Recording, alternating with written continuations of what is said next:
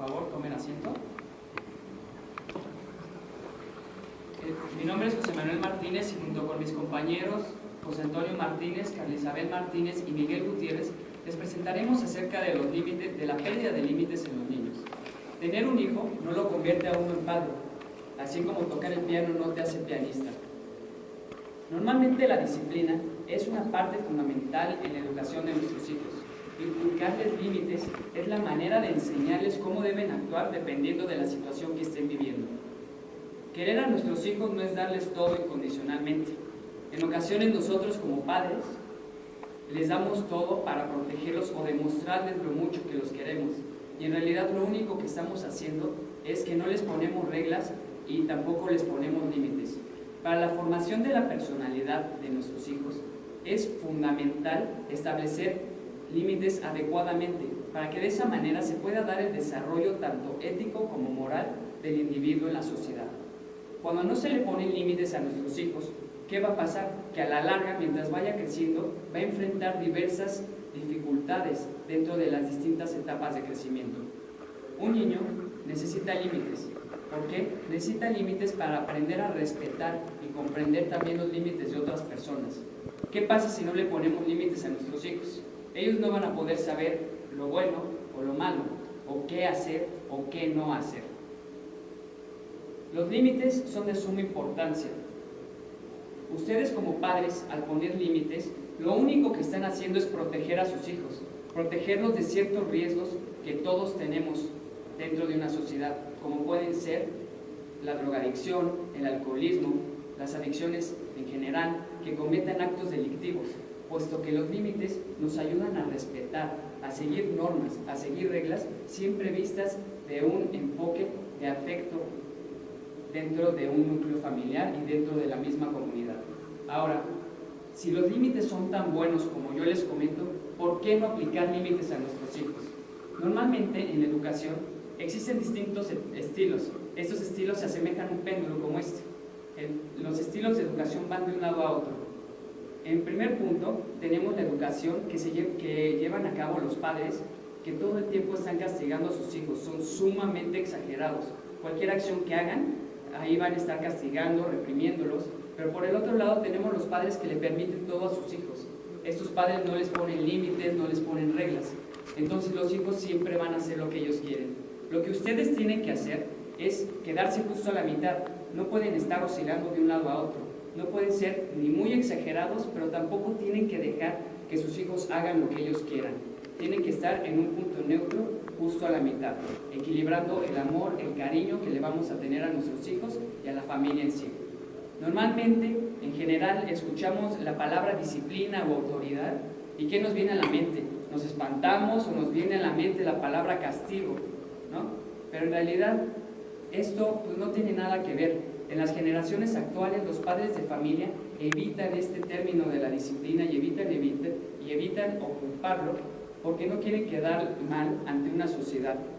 El término autoridad es lo que ustedes deben aplicar en sus familias. Ustedes deben de decirle al hijo quién pone las reglas dentro de una familia, quién va a llevar a la familia y cómo la van a llevar.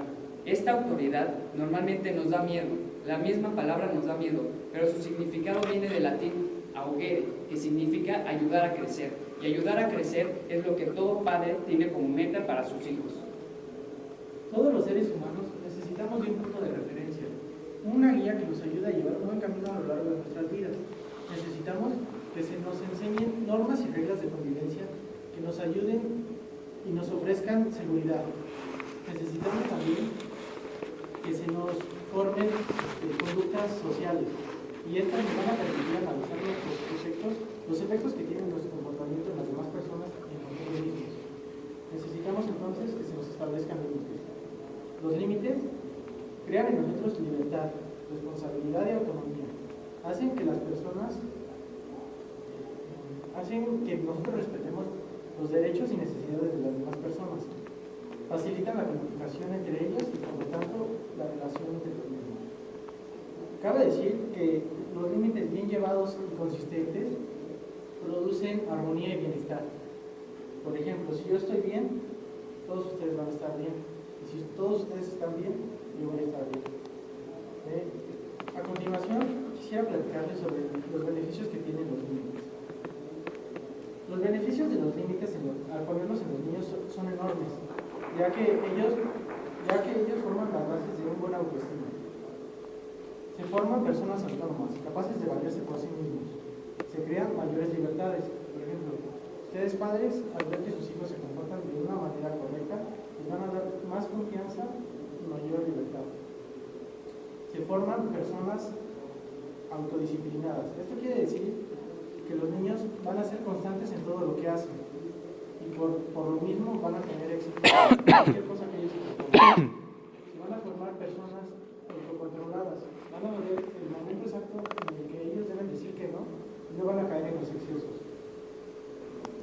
Se forman personas seguras y seguridad y confianza se forman en los niños. Ellos al tener algún problema van a saber cómo manejarlo, no se van a sentir sobrepasados por el mismo problema. El último punto y el más importante desde mi punto de vista es que los límites se educan. ¿Qué quiero decir con que educan? Es que los niños van a reconocer los derechos y necesidades de las demás personas y los van a respetar. También van a aprender entre las diferencias del bien y el mal, entre lo que es permitido y no, y entre lo que deben y no deben hacer. Ahora, expuestos los beneficios de los límites, ¿qué pasaría si ustedes padres no educan a sus hijos con límites? A continuación les expondré algunas de las consecuencias de no educar a sus hijos con límites. El primero es, se crea inseguridad. Al contrario de una persona segura y confiada, es que ellos al tener un problema no van a saber de qué manera reaccionar. No van a saber cómo atacar a ese problema. Siguiente es que se crean personas dependientes. No van a ser autosuficientes y por lo tanto no van a valerse por sí mismos. El siguiente es que pasamos de libertad a libertinaje. Los niños llegan a un estado donde ya no les importa lo que les digan las demás personas, se hacen rebeldes y por lo tanto no obedecen a sus padres. El último es que los niños no se educan. Al contrario de educar a los niños con límites, es que los niños no van a saber diferenciar entre bien y mal. Ahora bien, a la hora de establecer límites es importante que tú como padre tengas en cuenta que los niños no tienen la misma conciencia a la hora de saber cómo actuar o de saber distinguir entre lo que es correcto y lo que no es. Por ello, te voy a mostrar una estrategia de 5 sencillos pasos que te ayudarán a establecer límites adecuadamente y te ayudarán a acercarte más a ellos. El primer punto, sé claro y concreto. A la hora de imponer límites es importante que las explicaciones las des de una manera clara para que tu hijo entienda y comprenda en qué consiste el límite. A la hora de establecerlo tienes que ser muy concreto y muy específico para que él entienda las consecuencias que va a obtener dependiendo si lo cumple o no. El segundo punto es mantente firme con el cumplimiento. Un límite siempre es firme cuando va de la mano de una consecuencia. Así, cuando tu hijo sabe que siempre cumples con tu palabra, él seguirá las reglas. Es muy común que los niños pongan a prueba hasta dónde puede llegar su comportamiento y sus acciones. Es justo en este momento que tú como padre debes de ser más firme y evitar que los niños caigan en malas conductas, ya que si estos no los corriges, después va a ser mucho más complicado establecer una buena educación que nos permita crecer adecuadamente. Es por eso que debes de ser muy constante a la hora del cumplimiento de las reglas. Siempre enséñale a tu hijo las consecuencias de sus actos para que así de esa manera él aprenda de sus errores y forje hábitos de conducta adecuados. El tercero, no temas corregirlo. En este aspecto, tú como padre debes de evitar las conductas pasivas. Esto es cuando no corriges a tu hijo por creer que lo vas a lastimar psicológica o emocionalmente. Siempre que tu hijo caiga en una conducta inadecuada, debes de mantenerte firme y buscar la manera de que él vea que lo que hizo no estuvo bien, para que de esa manera él pueda aprender que lo que hizo no estuvo, aprender de sus errores y de esa manera él lo evite y así tú puedas darle una educación que le permita desarrollarse en la sociedad adecuadamente. Bueno, 4. Corrige errores de manera constructiva. Cuando tu hijo presenta conductas inadecuadas o hace algo que no debería de hacer, evita tratar de corregir estos errores con castigos físicos u ofensas, ya que lo único que logras con esto es que su autoestima se lastime y además provoca que la comunicación entre padres e hijos disminuya. Es por esto que una mejor alternativa es mediante el diálogo y la reflexión. Explícale a tu hijo por qué lo que hizo no estuvo bien y enséñale las consecuencias que ese comportamiento o esa conducta le trajeron, para que de esa manera él aprenda que no debe de rebasar los límites que tú le impongas. En ocasiones puede llegar a ser necesario un castigo, pero este siempre tiene que tener como objetivo principal fomentar un aprendizaje mediante una lección y nunca debe de lastimar física o emocionalmente. Número 5. Presta atención a tu hijo y convive con él.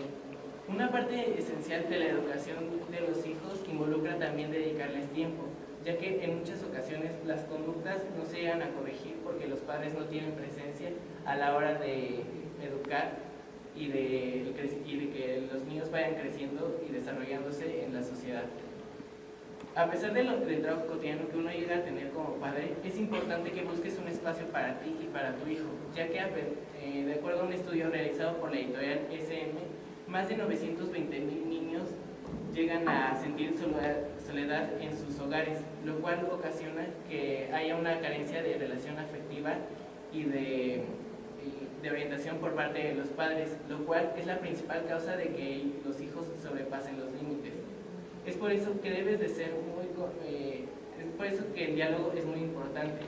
Platica frecuentemente con tus hijos y convive con ellos, para que de esa manera puedas establecer vínculos afectivos muy cercanos y eso te permita establecer límites adecuadamente y de la misma manera puedas mostrarle el cariño y la atención que se merece. Bueno, todos tenemos una hojita con esta, si no me avisan. Bueno, esta hojita dice qué hacer en caso de rompimiento de límites. Y ligado a todo lo que dijeron los compañeros, en especial el último compañero que habló, tenemos 4 maneras de qué hacer en caso de que nuestro hijo rompa el límite y el proceso que debe de llevar. Primero, es la prevención. ¿Esto qué quiere decir?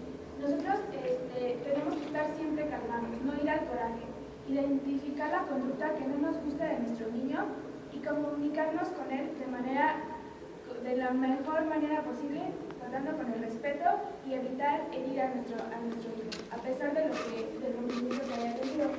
Bueno, los requisitos previos a un rompimiento de un límite, estos son que es establecer bien el límite, o sea, establecer qué es lo que quieres cambiar, qué es lo que tu hijo no quiere hacer y tenerlo claro.